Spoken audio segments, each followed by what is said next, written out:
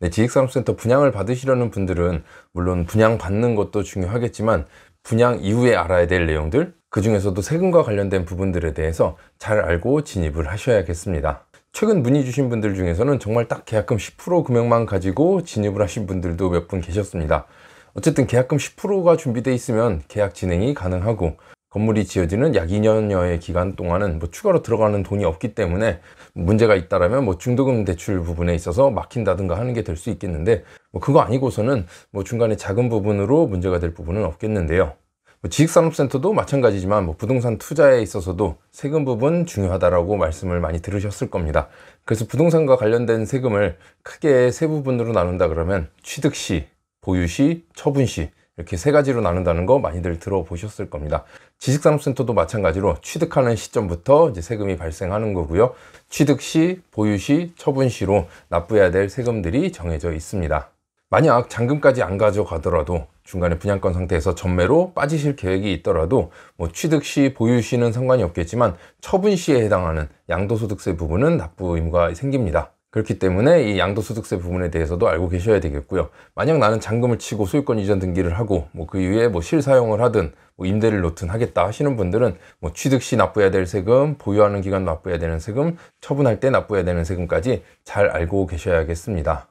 부동산 투자에 있어서도 세금 부분은 뗄래야 뗄 수 없는 부분이고, 수익률을 계산할 때도 내가 납부하는 세금까지 포함해서 계산을 해야 정확한 수익률을 낼 수 있기 때문에 이 부분도 잘 알고 계셔야 될 거라 생각을 합니다. 그래서 오늘은 지식산업센터 투자하시는 분들이 알고 있어야 될 지식산업센터 관련 세금에 대해서 안내를 해드리겠습니다. 예전 영상에서 제가 지식산업센터 관련 세금에 대해서 안내를 해드린 적이 있었는데, 아무래도 페이지를 여러 페이지를 하다 보니까 많이들 보기도 불편하고 헷갈리시다고 하시는 분들이 많아서 오늘은 좀 더 보기 쉽고 이해하기 쉽게 한 화면으로 준비를 했으니까 세금과 관련된 영상을 보시고 숙지하시면 좋겠습니다. 그래서 지식산업센터 세금 크게 세 부분으로 나눠서 말씀을 드릴게요. 취득시, 보유시, 처분시인데요. 먼저 취득시 납부해야 될 세금입니다. 많이들 알고 계시는 것처럼 취득세입니다. 취득세는 4.6%라고 많이들 알고 계시죠. 만약 입주 가능한 기업이 실사용하는 경우에는 50% 감면 혜택이 주어집니다.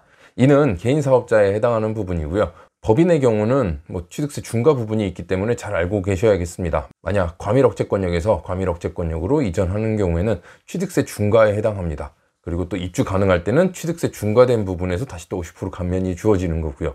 이 부분은 제가 영상을 따로 준비해 놓은 게 있으니까 실입주 기업에 해당하는 취득세 영상을 참고하시면 되겠습니다. 일단 취득시에 납부해야 될 세금, 취득세가 있다는 걸 알고 계시면 되겠고요. 그리고 우리가 분양받을 때 부가세 포함해서 납부를 하게 됩니다. 아마 이 부분은 분양받으실 때 다 설명을 들으셨을 거예요. 납부한 부가세는 세금계산서가 발행되고 나면은 그 다음 달에 환급받게 되죠. 부가세는 먼저 납부를 하고 그리고 국세청 통해서 다음 달에 환급받는다, 이렇게 생각을 하시면 되겠고요. 그리고 올해 이슈였던 인지세 부분, 이 부분은 예전에 설명을 안 드렸었는데 추가해서 넣었습니다. 부동산 계약 시 발생하는 인지세 많이들 들어보셨을 겁니다. 취득하려는 부동산의 가액이 1억에서 10억 이내일 경우에는 15만 원의 인지세, 그리고 10억 초과일 경우에는 35만 원의 인지세 납부 의무가 생깁니다. 그렇기 때문에 분양 계약을 하든 매매 계약을 하든 계약을 할 때는 인지세 납부 의무가 발생한다는 거 알고 계셔야 되겠습니다. 취득과 관련된 세금은 당연히 일회성이죠. 취득하는 시기에 딱 한 번 부과가 됩니다. 그리고 다음은 보유하는 기간 동안 내야 되는 세금입니다. 먼저 재산세입니다. 재산세도 제가 따로 영상을 준비해 놓은 게 있으니까 세부 내용은 거기를 보시면 되겠고요. 재산세는 말 그대로 가지고 있는 소유 재산에 대해서 부과되는 세금이 되겠습니다. 그래서 6월 1일 현재 소유하고 있는 사람한테 납부 의무가 생기게 되겠고요. 건물분과 토지분이 나눠서 7월, 9월에 부과가 되겠습니다. 토지나 건물의 공시지가에다가 공정시장 가액 비율 70%를 곱하고 거기에서 나온 과세 표준으로 세율을 적용해서 재산세가 적용이 됩니다. 이게 바로 재산세가 되겠고요. 다음은 주민세인데요. 주민세는 330제곱미터를 초과하는 경우에 납부 의무가 발생합니다. 330제곱미터 약 100평입니다. 그래서 100평 넘게 소유한 경우에 주민세가 발생한다라고 생각을 하시면 되겠고요. 다음은 임대사업을 하시는 분들한테 해당되는 부분입니다. 일단 부가가치세. 분양받은 지식산업센터를 이제 임대를 놓을 때 세입자와 임대차 계약서를 쓸 겁니다. 그리고 특이하게 들어가는 내용 중에는 부가세는 별도로 한다라는 내용이 들어가게 됩니다. 그래서 월세 금액 외에 부가세 10% 금액을 추가로 받게 되죠. 그리고 이 부가세 10% 금액은 그대로 국세청에 신고를 하게 되고 부가세로 납부를 하게 되는 겁니다. 그래서 임대사업 하시는 분들은 부가가치세 납부 의무도 생기게 되고요. 그리고 개인의 경우는 매년 5월 종합소득세 신고 의무가 있습니다. 그래서 본인의 소득들을 모두 합산해서 납부해야 되는 종합소득세, 법인의 경우는 법인세가 되겠습니다. 그리고 지익산업센터는 종부세에 해당되지 않는다고 말씀드렸죠. 그래서 종부세는 크게 신경 쓰지 않으셔도 될 것 같고요. 지금 안내해드린 보유하면서 해당되는 재산세, 주민세, 부가가치세, 종합소득세, 법인세 등은 이건 일회성이 아닙니다. 매년 납부해야 되는 세금, 보유하는 기간 동안은 계속해서 납부 의무가 발생하는 세금이 되겠습니다. 그리고 마지막으로 처분 시에 발생하는 양도소득세에 대해서 안내를 해드리겠습니다.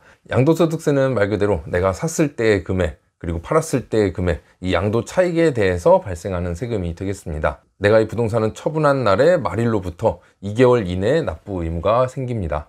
양도소득세 세율을 보면은 1년 이내에 처분할 경우에는 양도소득세 50%가 적용이 됩니다. 그리고 2년 내에 처분할 때는 40%, 그리고 2년 이상 보유했을 경우에는 일반 세율로 6에서 42% 세율이 적용이 되겠습니다.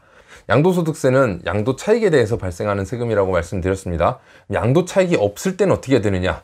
이 부분도 잘 알고 계셔야 될 텐데요. 양도 차익이 없더라도 신고해야 될 의무는 있습니다. 네, 이 외에도 알아야 될 세금으로는 건강보험료와 국민연금이 있습니다. 지익산업센터 분양 시 알아야 될 내용에서 제가 말씀을 드렸었는데요. 지익산업센터는 개인이 개인 명의로 그냥 분양받을 수는 없습니다. 만약 개인 명의로 분양받았더라도 바로 사업자를 내서 제출을 해야 되죠. 어찌됐건 최종적으로 사업자가 분양을 받도록 되어 있습니다. 그리고 이렇게 사업자가 나와 있는 상태에서 이 사업자로 소득이 발생하는 순간부터는 건강보험료와 국민연금액이 이제 추가가 되겠는데요. 직장인 분들은 아마 기존에 회사에서 월 급여액에 따라서 이제 국민연금과 건강보험료를 납부하는 금액이 있을 겁니다. 근데 만약 이 월 급여액 외에 임대소득이 생긴다, 이렇게 되면은 변동이 올 수 있겠는데요. 이 변동되는 기준 금액이 올해까지는 연 임대소득이 3,400만 원을 넘지 않으면 변동되지 않았습니다. 회사에서 알 수도 없었고 월 납부해야 되는 건강보험료나 국민연금 금액이 변동이 없었습니다. 하지만 이제 내년부터는 이 금액이 연 2천만 원으로 줄어들게 됩니다. 연 2천만 원이라고 한다면 이제 월세 금액이 이제 170만 원을 넘으면 안 되는 금액이 되는 거죠. 연 2천만 원을 초과하는 경우에는 국민연금이나 건강보험료가 오르게 되죠. 그럼 이제 회사에서도 알게 되고 내가 납부해야 될 금액도 초과를 하게 되는 겁니다. 이건 직장인 분들한테 해당이 되는 거고요. 만약 무직인 상태, 많이들 질문하시는 게 이제 가정주부가 분양을 받을 경우에 해당하는 건 어떻게 되느냐. 만약 가정주부로 있다가 지익산업센터 분양받으면서 사업자 등록을 내고 추후에 임대소득이 발생한다. 소득이 발생하는 순간부터는 이제 지역가입자로 전환이 돼서 빠져나가게 되는 거죠. 이때는 건강보험료, 국민연금 따로 납부하게 됩니다. 그렇기 때문에 사업자 명의 누구로 할지 그 영상편에서 말씀을 드렸죠. 무직인 상태에서 사업자를 내서 건강보험료랑 국민연금을 납부하는 게 유리할지, 아니면 기존의 직장에서 이 소득을 조금 더 추가시켜서 여기에 금액이 추가되는 게 나을지 따져보고 결정하시라고 말씀을 드렸습니다. 그리고 마지막으로 교통유발 부담금이 있습니다. 이는 1000제곱미터 이상 건물에 해당하게 되겠는데요. 1000제곱미터라고 한다면 약 330평 정도가 되겠죠. 연면적 330평을 넘는 건물에는 해당이 되는 세금이라고 보면 되겠고요. 연면적 330평인 만큼 대부분의 지익산업센터가 해당이 된다라고 보시면 되겠고요. 이 세금은 이름 그대로 교통혼잡을 유발하는 부분에 대해서 부과되는 세금이 되겠습니다. 그래서 해당 지익산업센터의 면적 곱하기 단위 부담금 곱하기 교통유발 개수, 이렇게 해서 계산을 하게 되는데요. 이는 지역이나 건물마다 차이가 있기 때문에 나중에 이건 한번 따로 확인을 해 보셔야 되겠습니다. 이러한 세금이 있다 정도만 알고 계시면 되겠고요.